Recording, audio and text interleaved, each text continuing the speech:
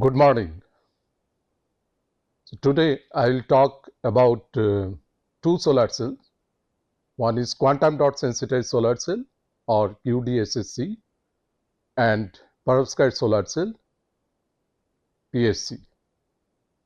So in the last lecture we discussed about dye sensitized solar cell, and the dye sensitized solar cell, what we have seen that its structure is different from the conventional solar cell which we had discussed earlier. So a new architecture was designed in dye sensitized solar cell, where a dye is used as a medium of excitation and photogeneration. So when light falls on dye, there is formation of an electron hole pair, and this electron, it goes through titanium dioxide or any other wide band gap semiconductor material where the dye is attached, and then it travels through this titanium dioxide layer to the electrode, which is generally a transparent conducting oxide, and then through the electrode it comes to the counter electrode, and during its journey from the electrode to the counter electrode, it crosses across a particular circuit whatever is connected with this solar cell. And there is an electrolyte between working electrode and counter electrode, and the role of the electrolyte which we have seen is that to give electron to the highest occupied molecular orbital of dye and then take an electron from the electrolyte. So therefore it actually transfers electrons, so it acts like a oxidation reduction couple, and then the entire path of the electron is complete, and eventually what we get is the voltage across the circuit whatever is connected across this dye sensitized solar cell. Quantum dot sensitized solar cell, in configuration it is same as dye sensitized solar cell. However, in place of dye, quantum dots are used as a material for excitation and generation. What is the reason for using quantum dots in place of dye? So if you remember what we discussed in the dye sensitized solar cell is that dyes are not always very stable,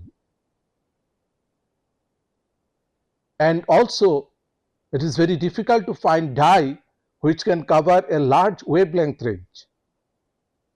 Some dyes may be stable, but they operate in a very limited wavelength range of the spectrum, solar spectrum, and some dyes maybe it covers a broad spectrum, but they are not stable in the electrolyte. So there is a challenge in dye sensitized solar cell, and also one cannot tune the the band gap as such in dye sensitized solar cell. So there are two challenges here. One is the stability, and second is the the absorption across a broad range of solar spectrum. So therefore people thought that we should use some inorganic material in place of organic material. Dyes are organic, so that we have a better stability. So that can solve the first problem, the stability issue. Second is, if we can tune the band gap of this material so that it has the capability to absorb light from different wavelength range of the solar cell. Quantum dots are a very good choice for that. And another one is, of course, perovskite solar cell. So now let me just show you again that when we discussed about different, the solar cells, different generations of solar cell. So we have already discussed first generation solar cell, which are basically mono and polycrystalline silicon. Then we discussed about second generation solar cell, which are basically thin film semiconductors, where we have seen the wide band gap semiconductor material are used in thin film solar cell as second generation, and two important material which we have discussed is cadmium telluride and CIGS. And now we are in the third generation solar cell, which are basically based on certain novel materials. As we discussed, that dye is one material, and today we will discuss quantum dot as material, and then perovskite solar cell. So now come to the point of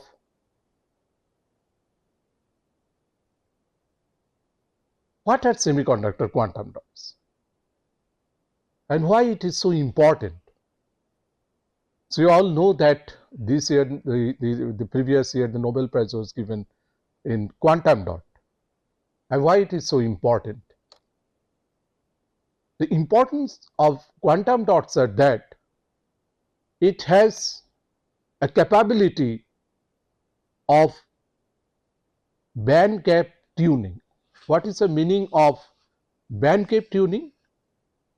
That means one can increase or decrease a band gap of quantum dots just by changing the size of the quantum dot. Okay. So a physical characteristic, that is the size of the quantum dot, makes a change of the intrinsic property, which is a kind of band gap. And the reason behind this is that we all know that if we confine charge carriers inside a quantum well, and then we slowly increase the dimension of this quantum well, this is basic quantum mechanics which you have studied, then the energy levels are closely spaced, and if we reduce the size of the quantum well, the energy levels are spaced, largely. That means the separation between the energy level enhances, and that is the reason why we can see an enhancement in the band gap, that is the energy levels which is in the conduction band minima, and the energy level which defines the valence band maxima increases. So now the question is, what is quantum dot? So quantum dot is actually very small material object. When we talk this very small material object, what do we mean by very small? Very small means it is few atoms, okay, and of the order of maximum, say few angstrom or just tens of angstrom, maybe within a range of say 20 angstrom. The reason behind this is that why you call it a quantum dot, or the quantum regime is decided by a quantity which is known as Bohr exciton radius. So when we talk about quantum dot, basically we understand that it is within the Bohr exciton radius of a particular material, Bohr exciton radius of electron of a particular material. So depending upon what is the Bohr exciton radius of a particular material, we talk about the quantum dots. Like suppose we talk about semiconductor quantum dot, cadmium sulfide, CDS, or cadmium selenide, CDSC, okay, lead sulfide, PBS, they are all the examples of quantum dot, and you can have literature to see what is the Bohr exciton radius of this material. If you can get the value of the Bohr exciton radius, or you can calculate the value of the Bohr exciton radius, you can say within this dimension, typically if we can make the structure of the material so small, then we are in the regime of quantum dot, or we have made quantum dots. So, how do they look like? So, you can see this particular image, that is the image of some quantum dots. Okay, and look at this scale. This scale is only 2 nanometer. 2 nanometer means 20 angstrom. Okay, so it is extremely small dimension. And how one can do this image? This imaging is done in transmission electron microscopy. So, we all know the transmission electron microscope is an instrument which can give us the image of very small object which is of the order of few nanometer. Okay. But one can very clearly see there are some dot structure here. And then you can see at the corner here, there are some kind of planes. What do the planes represent? The planes actually represent the lattice planes of that particular material. So, transmission electron microscope not only images this particular the dots, it also images the lattice planes. Okay. So, it has a capability of lattice imaging, and from there you can determine the lattice spacing, and you can also know about the structure of the crystal structure of this material, and you can confirm. Suppose if it is cadmium sulfide, then it is having some lattice spacing. If it is lead sulfide, it is having some lattice spacing. So, depending upon which material you are studying, the quantum dots of that material can be identified from the lattice imaging. And the spots which we see of very small dimension are basically that material itself in a regime of quantum regime or quantum dot structures. Okay. So, now you look at another figure here. So, you can see this is a valence band and this is a conduction band, and then light falls here. And the advantage is that if you can little bit modify this band gap, that means the energy difference between the conduction band and valence band, you can also modify the wavelength of light that is falling on this material in terms of its absorption. Okay. So, this is having a very good capability, and therefore, quantum dots are used these days in optoelectronics and many other applications of applied optics. Photovoltaics is one typical application of quantum dots. So, if you look at what are the applications of this material, that is in solar cell, you can see in LEDs, the quantum dots are used in lasers, they are used in photodetector devices, they are used in photocatalyst, they are even used in single electron transistor and TVs and displays. Okay. So, entire the modern optoelectronics, there is a very important role of quantum dot. So, in our the discussion, we will only focus how these quantum dots are used in solar cell. So, now before we go to this particular issue, that how quantum dots are used in solar cell, let us look at the spectrum, solar spectrum again. So, I already discussed with you this solar spectrum. This is typically AM 1.5 solar spectrum, and from certain wavelength range, which you can see from 400 nanometer to say 1600 nanometer, and look at these structures. They are all quantum dots. So, we can have a very big quantum dot, and then it becomes very small quantum dots, and these quantum dots actually, if you look at their band gaps here. So, as we decrease the size of the quantum dot, band gap increases continuously.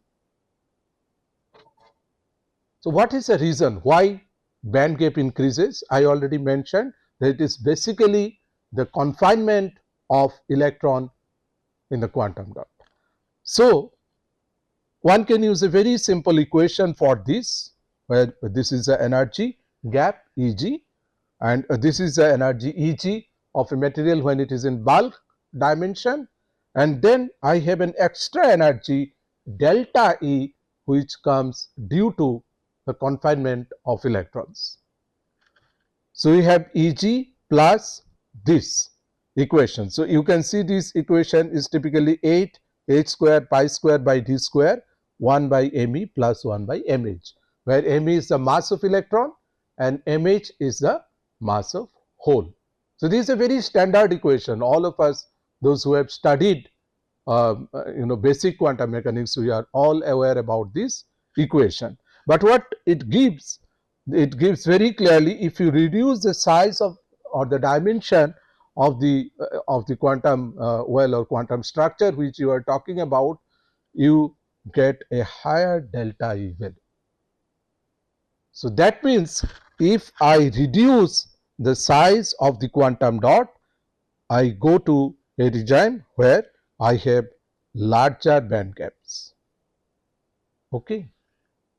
So that means the first problem which I was discussing, that the tunability of band gap can be easily obtained by changing the size of the quantum dot. Okay, we will change the size of the quantum dot, but how it is going to help in solar cell? So if you see the solar spectrum, that will make a very clear idea how it is helpful in solar cell, because if you have a smaller band gap, you have certain wavelength range of solar spectrum which you can capture or you can absorb, and if you reduce the size, you can basically go towards the region where you have a solar spectrum with very high intensity. That means you can capture lot of photons because your size is reduced, band gap enhances, and now the quantum dots are having capability to absorb solar spectrum from this particular regime, which is having higher intensity. Okay. Ideally, if you can make a medium where you have a larger band gap quantum dots as well as smaller band gap quantum dots, ideally you should be able to absorb the entire spectrum, and this is a very advantageous situation for a solar cell. This is what the entire solar cell physicists look for. Okay, they want to absorb more and more light, and that is only possible when one tunes the band gap. So now let us look at that how we essentially understand that why the band gaps are tuned, okay, or band gaps are modified, band gaps are changed. So take an example. Here I have taken an example of zinc oxide. So look at this change in the band gap of zinc oxide. So the rightmost zinc oxide particle is having dimension 7.4 nanometer. So if you see the band gap of the 7.4 nanometer particle is 3.41 electron volt, which is very close to the bulk value of band gap of zinc oxide. Okay. Then from here you start reducing the size of the zinc oxide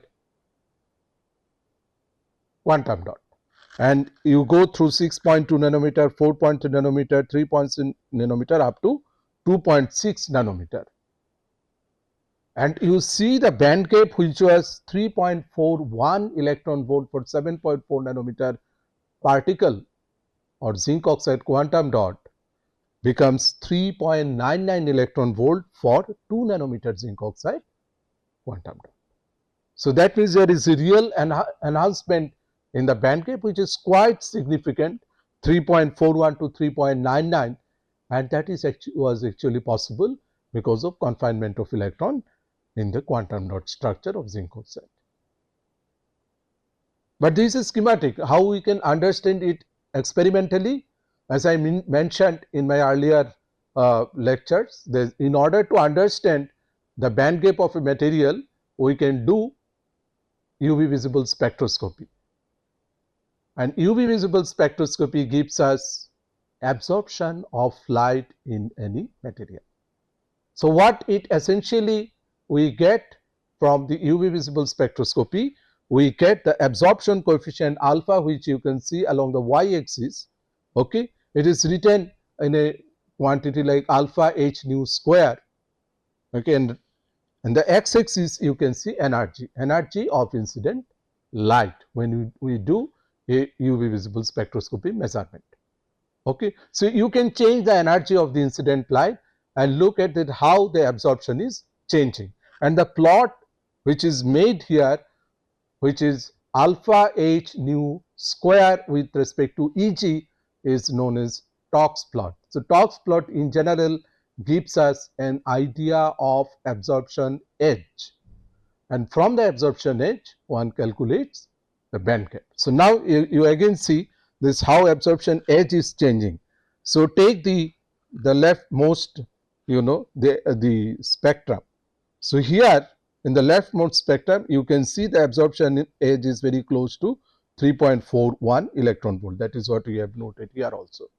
And then you can see how significantly absorption edge is changing when we are reducing the dimension of the particle. So again, if I take this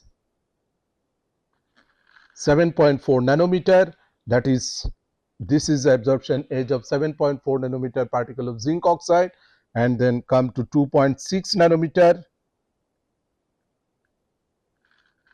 and this is the absorption edge of 2.6 nanometer particle. Okay, and there is a significant variation in the absorption edge. So this absorption edge gives a band gap of 3.99 electron volt of 2.6 nanometer particle. Okay, so this is the advantage of quantum dot, that one can very nicely tune the the band gap of the quantum dot structure. So now one point is that it is the variation of band gap. Okay. Another point is that can we multiply the charge carriers in quantum dot, and this is very specific to quantum dot only. So band gap tuning is also a very essential property of the quantum dot, which can give us an advantage of absorbing photons of light from various across the the solar spectrum. Now the question is, suppose we have one particular wavelength that is being absorbed in a particular quantum dot, and we expect that if one photon strikes a quantum dot or any material,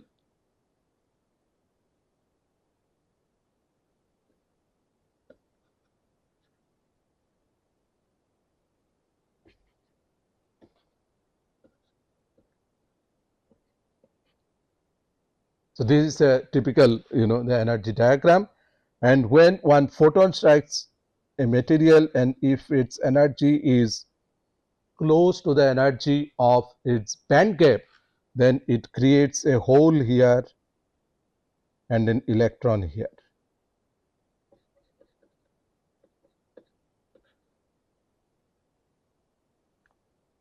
That is what we know as photogeneration of charge carrier. So it means that if we have one photon, then we have only one electron hole pair generation. Okay, so that means the generation of exciton or this electron hole pair is single electron hole pair due to a single photon interaction. So now the question comes, suppose I strike my material with one photon, and is it possible to get two charge carriers or three charge carriers, multiple charge carriers? That means I multiply the number of charge carriers generated by a single photon. So far, whatever material we have discussed in the previous topics, none of this material in its bulk form can give multiple excitons due to strike of one photon. However, quantum dot has the capability to generate multiple photons, multiple excitons due to impact of one photon. How it is possible? It is possible that if we can make or we use a photon whose energy is same as twice the band gap energy. This is the band gap energy Eg.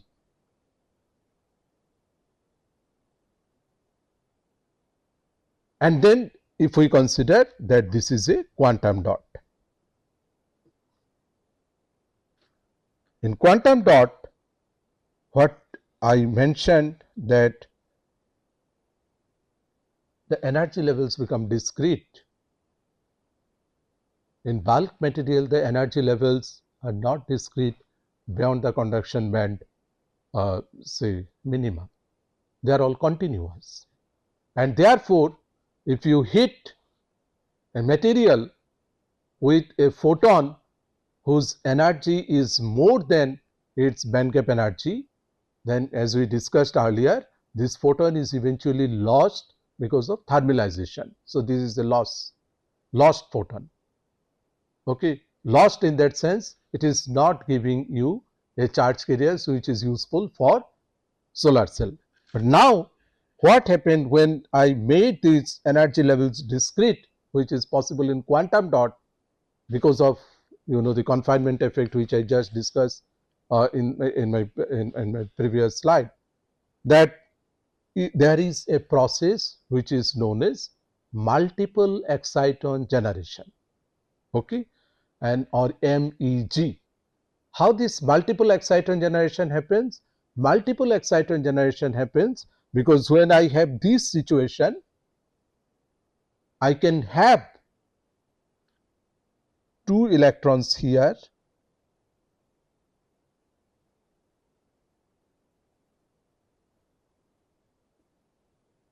and I can have one hole here and one hole here.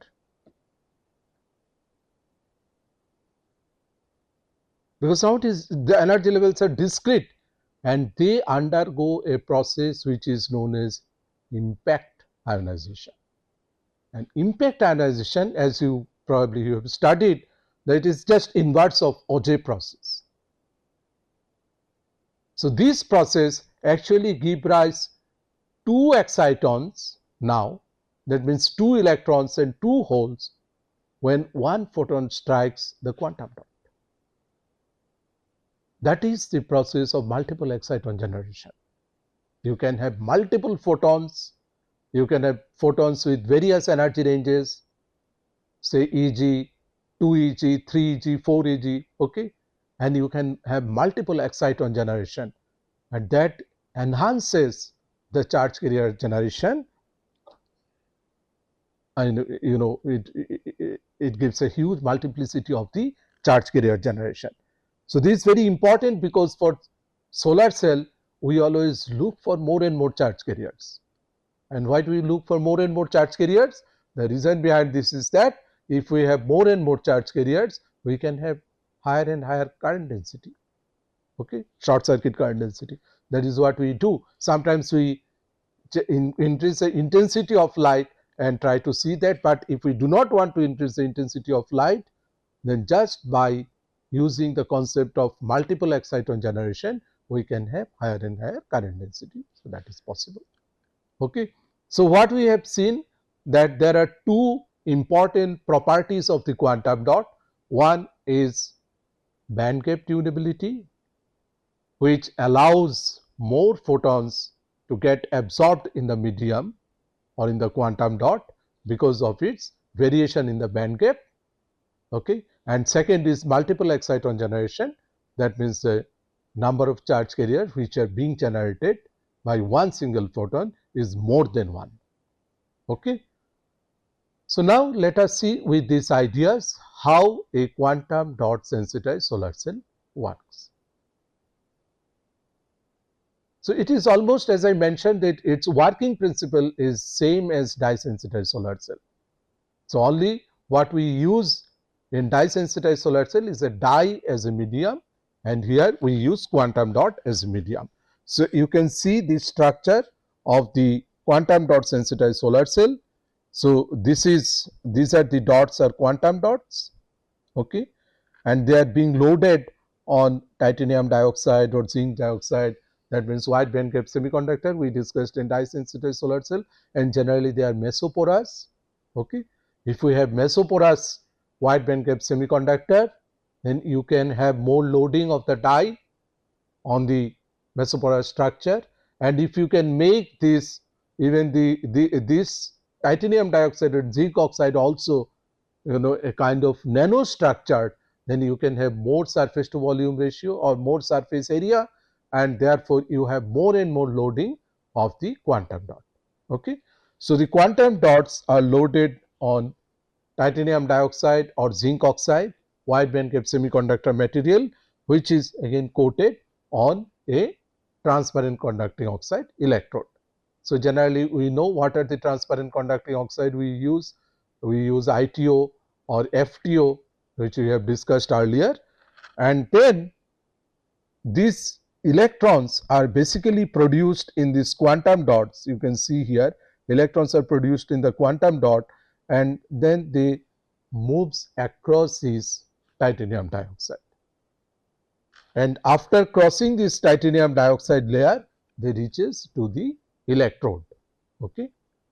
That means transparent conducting oxide part of the electrode, and then these electrons take a journey here, and here you can see a small the load is connected with this, and then it comes to counter electrode opposite side.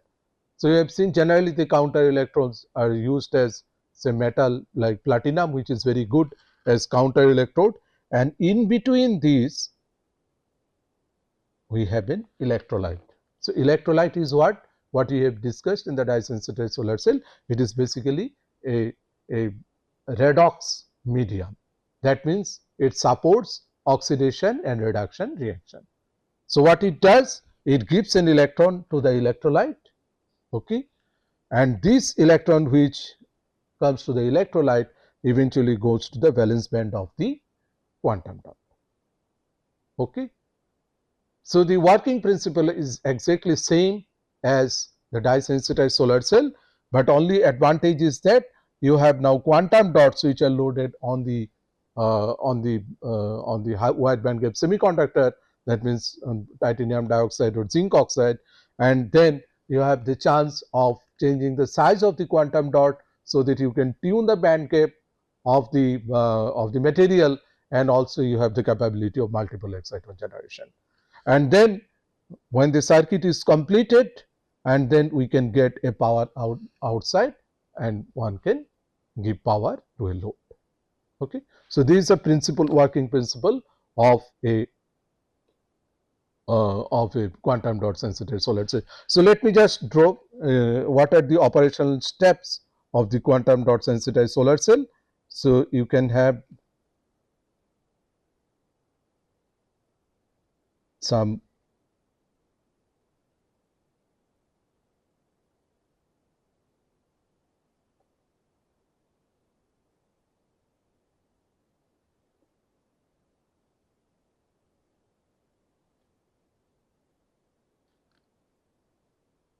okay.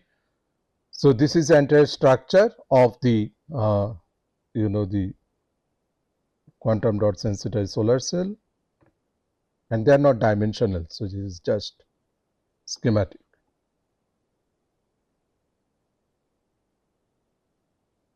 Okay. So, this is valence band, this is conduction band, this is TiO2, this is FTO, this is valence band, this is conduction band of quantum dot, this is the redox level of electrolyte. So, here you have electrolyte, this is E redox, which we discussed in case of dye sensitized solar cell, and then you have this counter electrode Ce, which is a platinum metal. Okay. So, now what happens when light falls?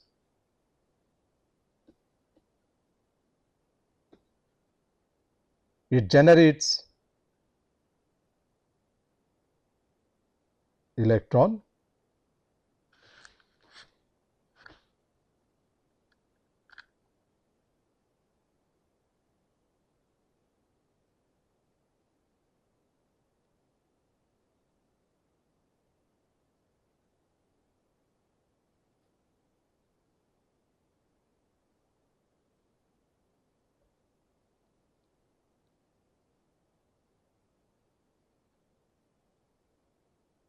hole and electron here, and this electron, it is injected here.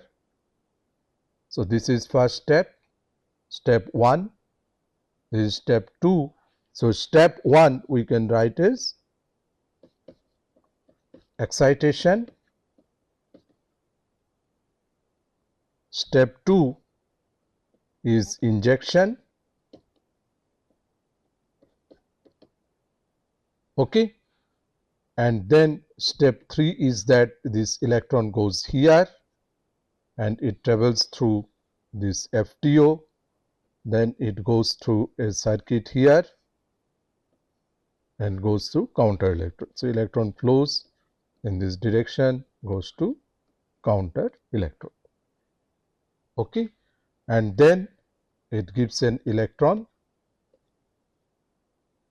to the electrolyte, and this electrolyte gives an electron to the valence band.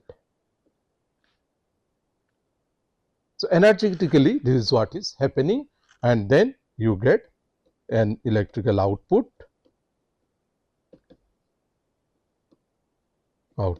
here. Okay. So, this is what is happening in quantum dot, and when you look at the energy levels, they are being placed in this manner.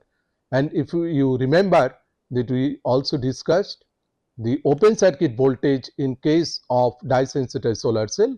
So, generally the open circuit voltage is basically the energy difference between the Fermi level of titanium dioxide or zinc oxide or whatever wide bandgap semiconductor you are using, and the redox level of the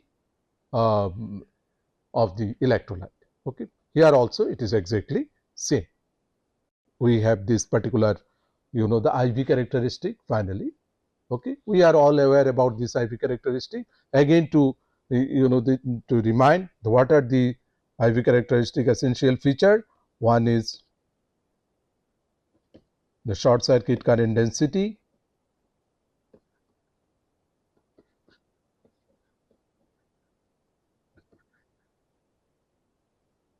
VOC is open circuit voltage,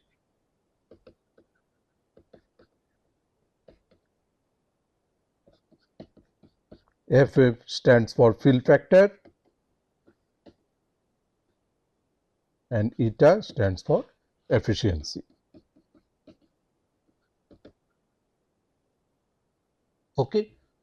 So, you all know about this, and we also know that definition of open circuit voltage is that the energy, the difference between the energy levels of two energy levels here, one is the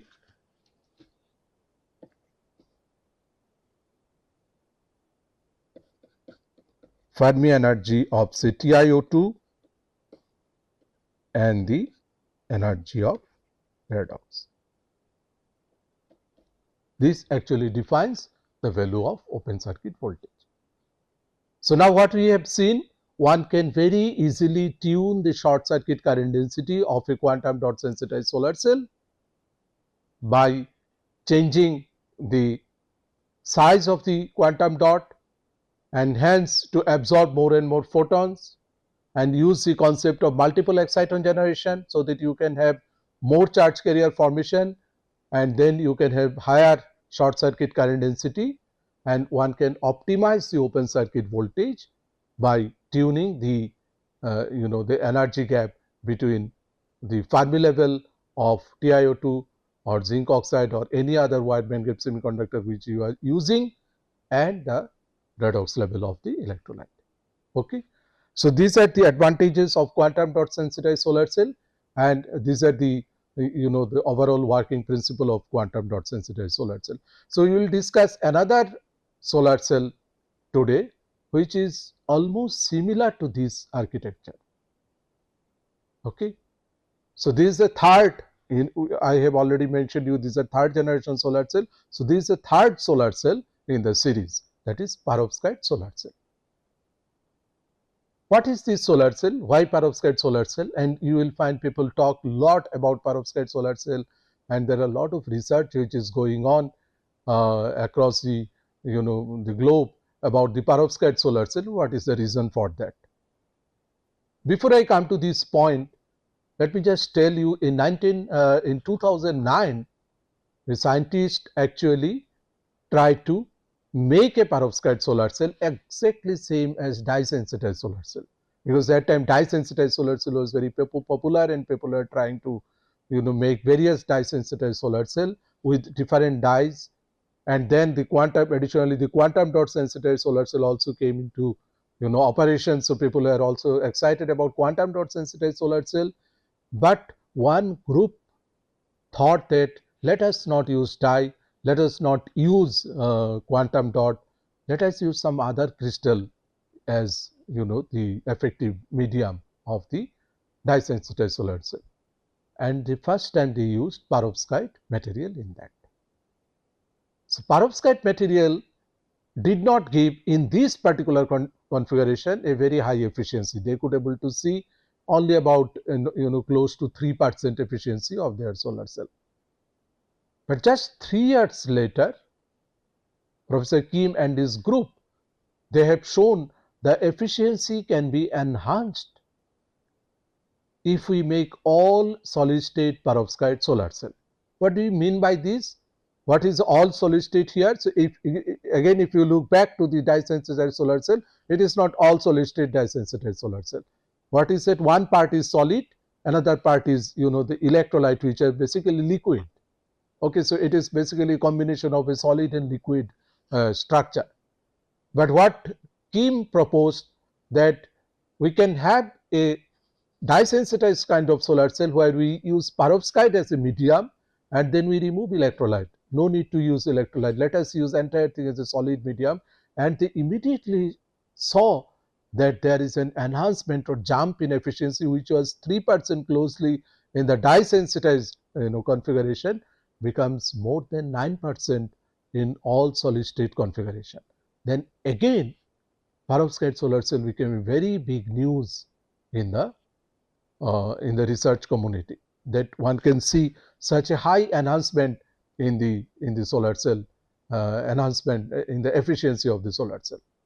Okay, and then it was, if you look at the research here, so it started sometime around after the Kim's discovery in 2012-2013. There is a huge rise in the research paper in dye sensitized solar cell, and if you see in the right hand side, that people have used not dye sensitized solar cell, sorry, it is perovskite solar cell, and if you see the rise in the efficiency, look at this efficiency, which was in 2013-14, it was around 14.1%. It has almost gone to 22-23% in 4-5 years research, and that was amazing. And what people changed here? They used all solid state configuration, that was fine, but they have actually changed. Here you can see, when I write there, I write some MAPBI3, MAPBI-BR3. Okay, so little more complex. What are these? They are basically an inorganic organic perovskite material, a combination of both inorganic and organic compound. Okay, so I'll come to this point. What is the inorganic and organic complex in a perovskite solar cell? Okay, so if you look at the typical structure of a perovskite, okay, this is a typical structure of a perovskite, and see, this is a crystal structure, and generally it is represented by AMX3. Okay. So this is A, this is M, this is X.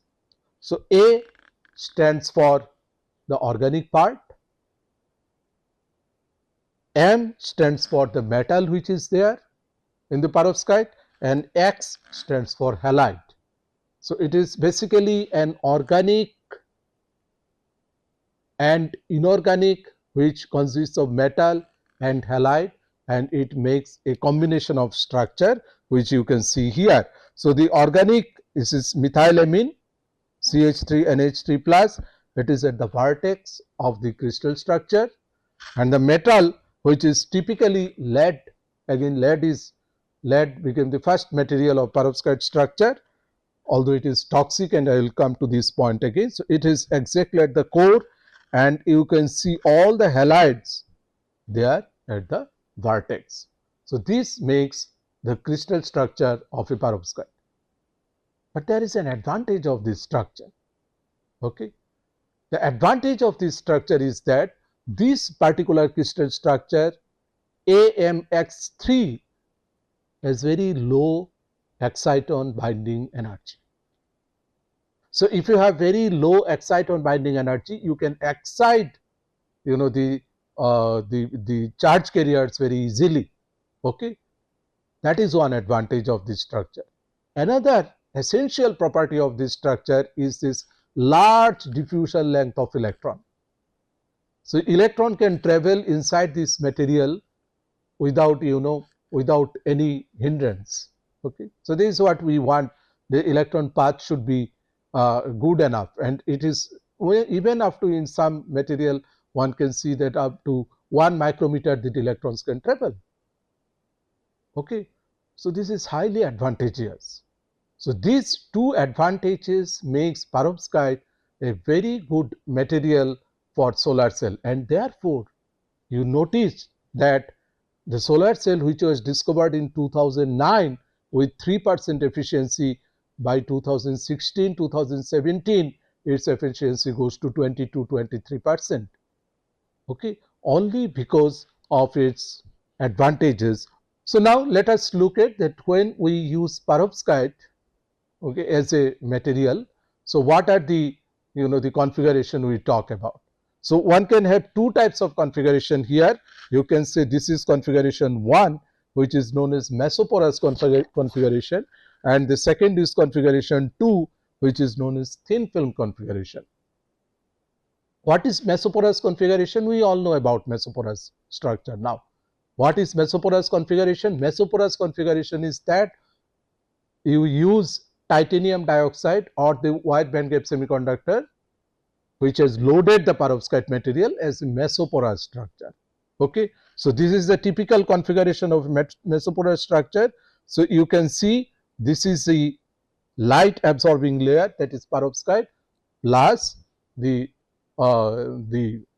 titanium dioxide which is mesoporous. So in the mesoporous structure of titanium dioxide, the absorbing material, that is perovskites, are loaded. Okay, and then a hole transport material or HTM is connected with it, and then an electron transport material is also connected with it. Okay, so what is the role of hole transport material and what is the role of electron transport material? The role is that when the charge carriers are generated, electron and hole, they are getting transported through hole transport material and electron transport material. And finally, we have the FTO, which is a transparent conducting oxide. It is attached with the hole transport material or coated with the hole transport material, and a metal electrode which is connected with the hole transport material, and FTO is connected with the electron transport material. Okay, so this is a way you give the path of electron and holes to flow. Okay, so this is the architecture of the first configuration, that is mesoporous configuration of perovskite solar cell, and this is the second architecture. In the second architecture, everything remains same, only the changes which you made, you change this mesoporous oxide. Instead of that, you use perovskite itself as a material where charges are being produced, and the charges are being transported. Okay, so you don't use the titanium dioxide at all.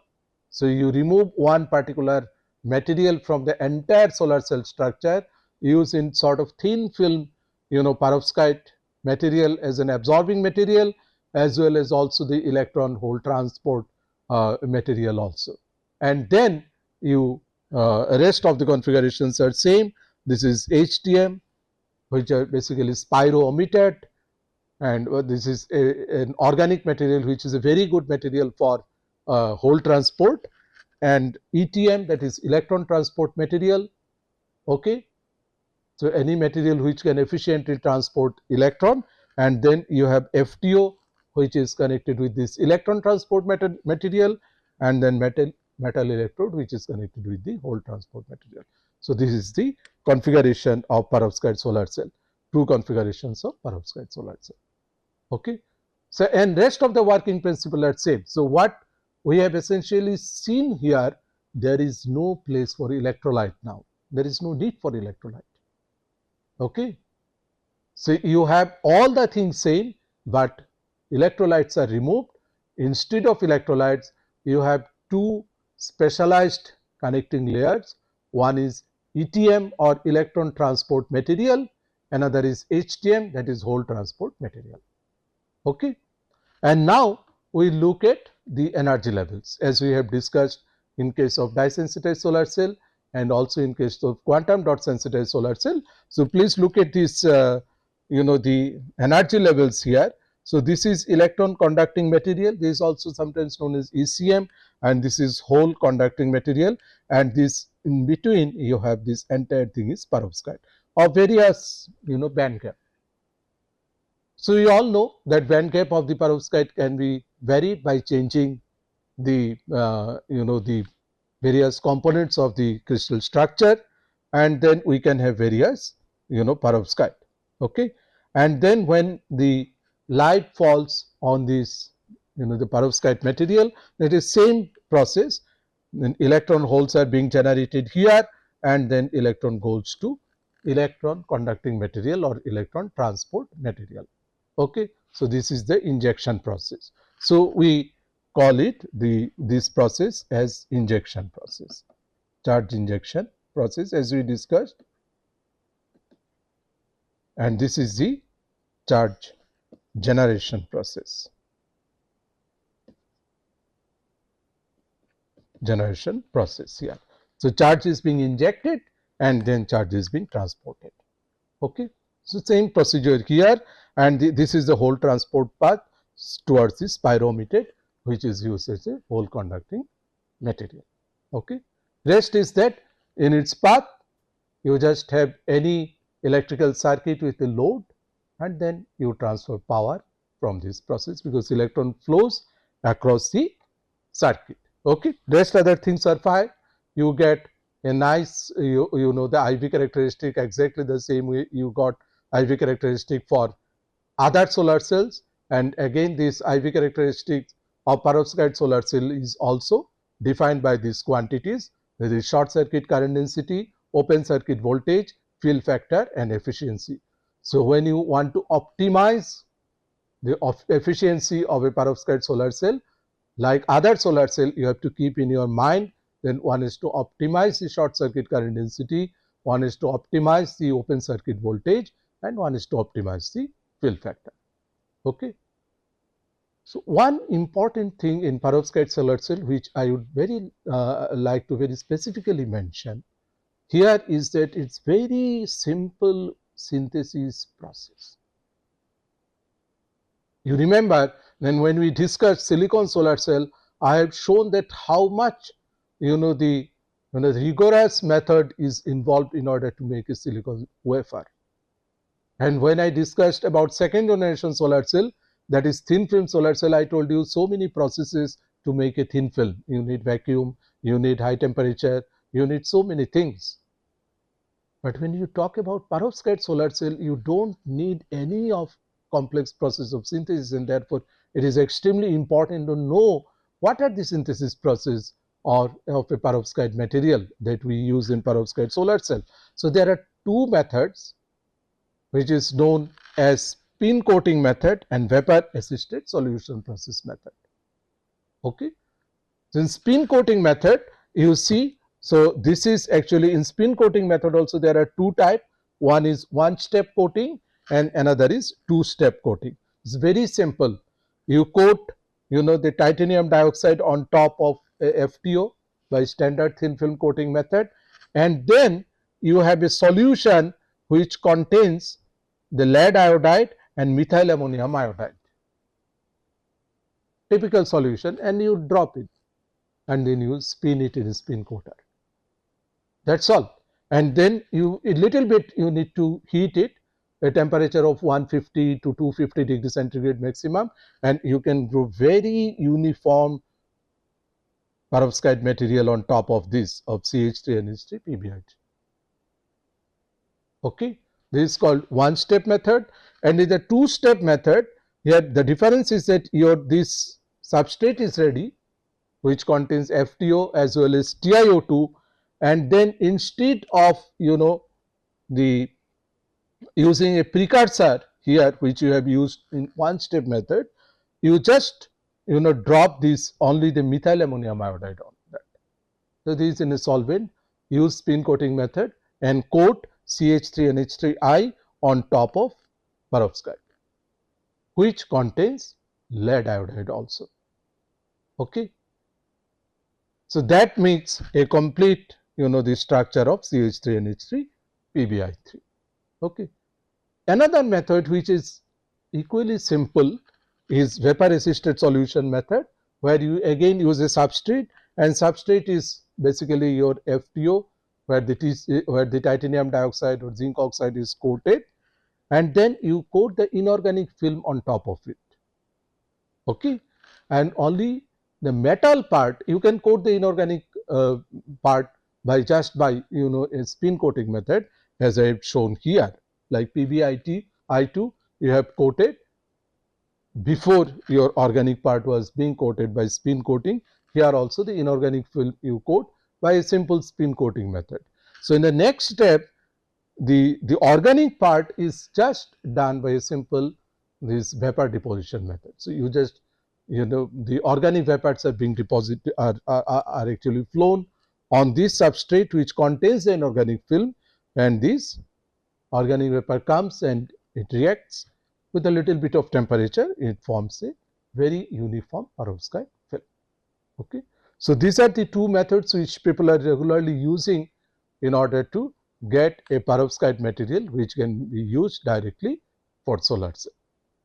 There is another very important issue where I would just like to spend few minutes, that although there is a huge rise in the efficiency and there are a lot of research in the perovskite solar cell, why we do not say everywhere the perovskite solar cell made the instruments. What is the limitation? We have highly efficient solar cell made up of perovskite, and we have also seen that the synthesis route is very simple. The material cost is also quite less. So what is the reason why we don't see a perovskite solar cell in real technology? The problem is its instability, and these are certain points of instability of a perovskite solar cell. There is a structural deformation in perovskite solar cell. There is a thermal instability in perovskite solar cell. This is thermal instability, this is structural deformation. There is a moisture related problem with perovskite solar cell. There is a chemical stability issue with perovskite solar cell. There is an UV exposure kind of instability in perovskite solar cell, and also the importance is the sealing of perovskite solar cell. So it is actually so many factors are involved in a perovskite solar cell, particularly because of the material which we use, and therefore a lot of research is required in order to make a stable perovskite solar cell. Okay.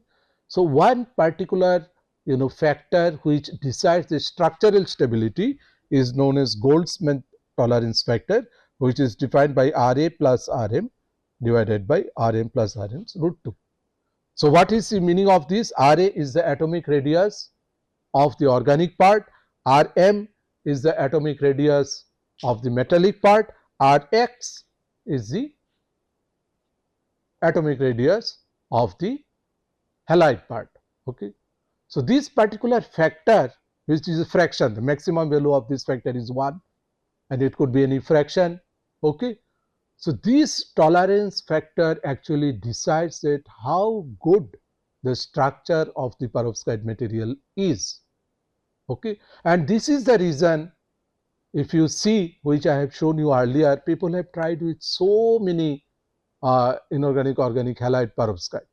So, in some cases they found that by changing this particular halide to another particular halide, you can get a better stability, you can get a better tolerance factor, okay, in terms of say in terms of the instability related to structure, in terms of related to the thermal, okay. So, these are the issues which are coming, and therefore, a lot of research in the material aspect of perovskite is going on. Over and above, another issue is toxicity. So, whatever perovskites people have used so far, if you have seen, I have shown you so many perovskites, lead is a toxic element, and therefore, in order to remove lead, because using lead in the laboratory and also in real practice is very difficult.